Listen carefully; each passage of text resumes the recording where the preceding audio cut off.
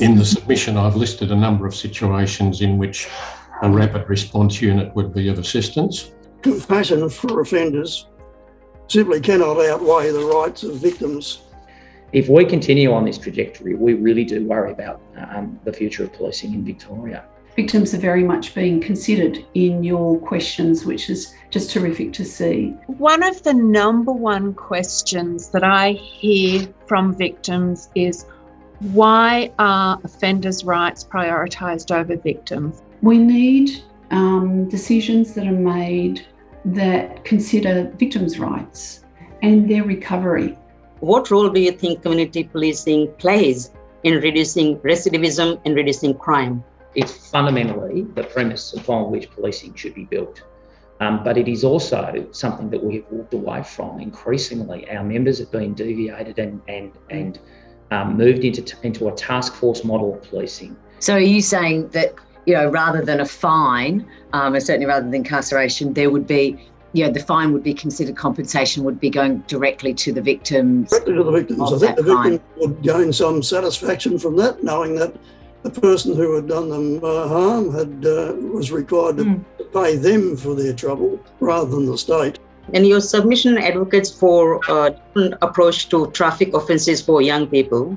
I am really adamant that what we should be doing is using, again, the police cautioning program far wider. Rather than losing their licence entirely, I think there's a great scope for giving young people who would otherwise lose their licence, a restricted licence if you like, so that they can go to and from work but not drive socially.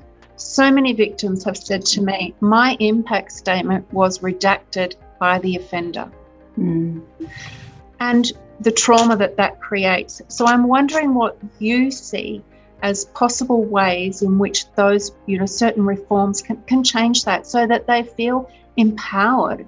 I think that things like including the Charter in the Victims' Charter in the Charter of Human Rights, introducing independent legal representation in criminal trial processes, and particularly in relation to sexual assault. What are some of the most immediate supports that people are looking for during these critical incidents? I think information's the primary thing. Before they start to process grief or any of that, they're really wanting to know, what do I do now? Is there anything we could do to enhance the support for victims in terms of the rights and the support and the communication? For courts to be able to deal with the workload, I think, and provide responses to victims where they are consulted, where their views are, there is time to consider their views, where the victims' impact statements are routinely heard, no matter the jurisdiction. I think all these things require additional resources. Does every police service area have a chaplain? No, not all of them, but a large number do. Yes, I mean, the ideal would be that would be where we'd head, but no, unfortunately not. What do you see as ways that we can divert those officers from having to sit in hospitals being there with somebody who is a mental health patient?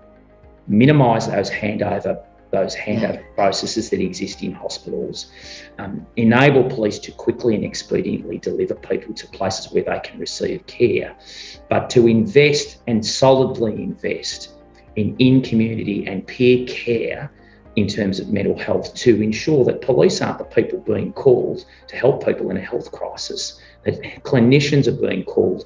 How would you integrate your proposal with existing services providers at the moment for the secondary victim support?